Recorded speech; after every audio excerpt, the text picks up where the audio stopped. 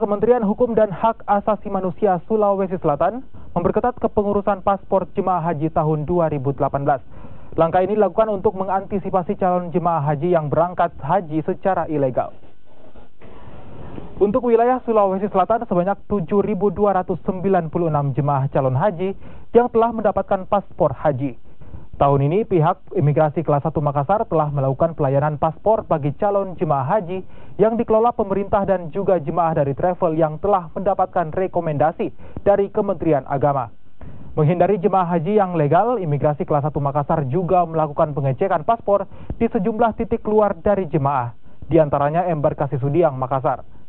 Calon jemaah haji hanya diperbolehkan keluar Indonesia dengan menggunakan paspor haji. Sementara pengguna paspor umroh tidak diperkenankan untuk berangkat dan menunggu rekomendasi dari Kementerian Agama Sulawesi Selatan.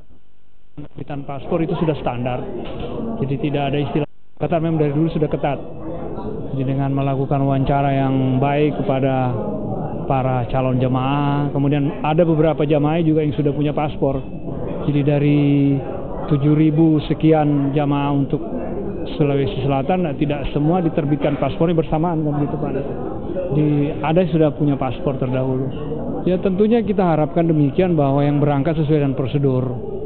Perlu diketahui bahwa yang ada saat ini adalah jamaah yang dikelola oleh pemerintah, kemudian juga yang dikelola oleh travel biro yang resmi.